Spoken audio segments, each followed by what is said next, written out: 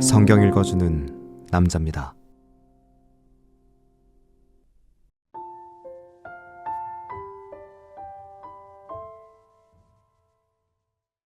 또한 제자들에게 이르시되 어떤 부자에게 청지기가 있는데 그가 주인의 소유를 허비한다는 말이 그 주인에게 들린지라. 주인이 저를 불러 가로되 내가 내게 대하여 들은 이 말이 어찌미뇨. 내 보던 일을 세마라. 청지기 사무를 계속하지 못하리라 하니, 청지기가 속으로 이르되 주인이 내 직분을 빼앗으니 내가 무엇을 할꼬. 땅을 파자니 힘이 없고 빌어먹자니 부끄럽구나. 내가 할 일을 알았도다. 이렇게 하면 직분을 빼앗긴 후에 저희가 나를 자기 집으로 영접하리라 하고, 주인에게 빚진 자를 낱낱이 불러다가 먼저 온 자에게 이르되 내가 내 주인에게 얼마나 졌느뇨. 말하되 길은 100마리니이다. 가로되 여기 내 증서를 가지고 빨리 앉아 50이라 쓰라 하고, 또 다른 이에게 이르되 너는 얼마나 졌느뇨. 가로되 밀 100석이니이다.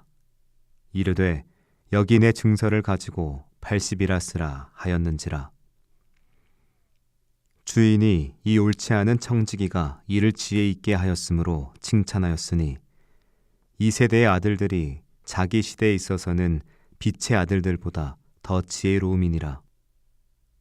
내가 너희에게 말하노니 불의의 제물로 친구를 사귀라. 그리하면 없어질 때에 저희가 영원한 처소로 너희를 영접하리라. 지극히 작은 것에 충성된 자는 큰 것에도 충성되고, 지극히 작은 것에 불의한 자는 큰 것에도 불의하니라. 너희가 만일 불의한 재물에 충성치 아니하면 누가 참된 것으로 너희에게 맡기겠느냐. 너희가 만일 남의 것에 충성치 아니하면 누가 너희의 것을 너희에게 주겠느냐. 집 하인이 두 주인을 섬길 수 없나니 혹 이를 미워하고 저를 사랑하거나 혹 이를 중히 여기고 저를 경히 여길 것임이니라. 너희가 하나님과 재물을 겸하여 섬길 수 없느니라.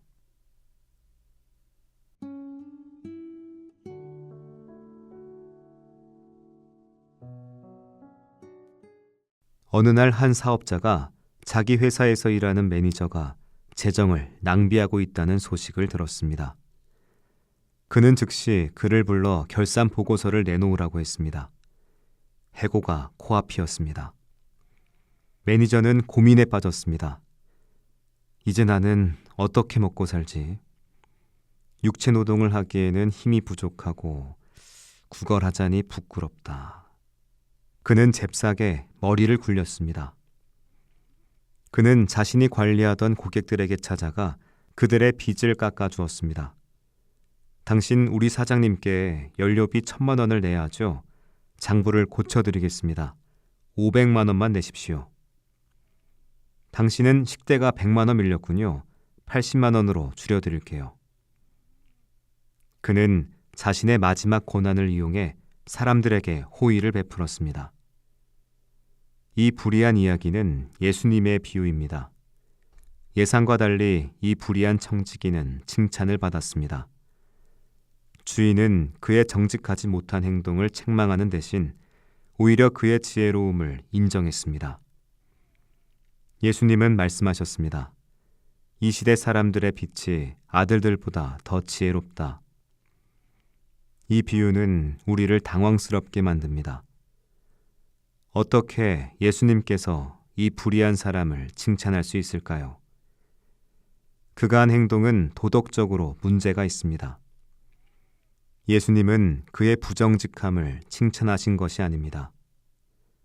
그가 미래를 대비하여 지혜롭게 행동한 점을 강조하신 겁니다. 예수님은 이 비유를 통해 신앙과 돈의 관계를 말씀하십니다. 돈을 대하는 태도를 보면 사람의 본성이 드러납니다.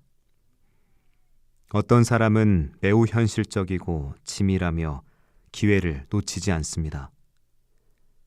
반면 어떤 사람은 무관심하거나 비효율적인 태도를 갖고 있습니다. 예수님은 말씀하십니다. 불의한 재물로 친구를 사귀라. 그러면 그것이 너희를 영원한 처소로 인도할 것이다. 여기서 불의한 재물이란 돈 그 자체를 의미합니다. 돈은 가치 중립적이지만 사람들의 욕망과 탐욕 속에서 자주 불의하게 사용됩니다. 그러나 예수님은 돈이 단순히 세상의 도구가 아니라 하나님 나라를 위한 수단이 될 수 있음을 가르치십니다. 돈을 하나님이 원하시는 방식으로 사용해야 한다는 겁니다.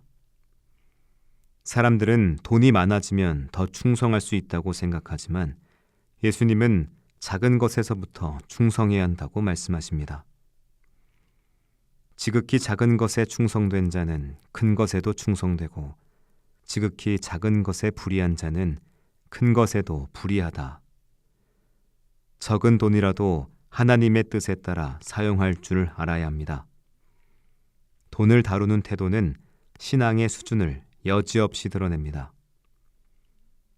예수님은 하나님과 재물을 겸하여 섬길 수 없다라고 강력히 선언하십니다. 돈은 좋은 종이가 될 수 있지만 나쁜 주인이 될 수도 있습니다. 돈을 섬기면 하나님을 잊어버리게 됩니다. 돈이 우상이 되지 않도록 경계해야 합니다. 그래서 불의한 청지기의 지혜를 배워야 합니다. 그는 다가올 미래를 준비하기 위해 현재 자원을 활용했습니다. 우리도 하나님 나라를 위해 돈을 지혜롭게 사용해야 합니다. 하나님은 일시적인 부를 영원한 가치를 위해 사용할 때 기뻐하십니다. 나 자신만을 위해 돈을 쓰지 않고 하나님의 선한 목적을 위해 쓰는 것이 진정한 지혜입니다. 우리는 돈을 벌고 쓰고 저축하는 것에는 관심이 많지만 그것을 하나님 나라를 위해 어떻게 사용할지는 덜 고민합니다. 그러나 예수님은 우리가 돈을 다루는 방식을 통해 신앙을 드러내기를 원하십니다. 하나님은 우리에게 물질을 맡기셨습니다. 어떻게 사용할지 결정하는 건 우리의 몫입니다. 불의한 청지기처럼 세상을 향해 지혜롭게 행동할 것인가, 아니면 아무런 준비 없이 살 것인가? 돈이 우리를 지배하게 둘 것인가, 아니면 우리가 돈을 다스릴 것인가? 기도하겠습니다. 주님, 제게 맡기신 물질을 하나님 나라를 위해 지혜롭게 사용할 수 있도록 도와주소서. 돈이 저를 지배하지 않고 제가 돈을 다스리게 하소서. 아멘.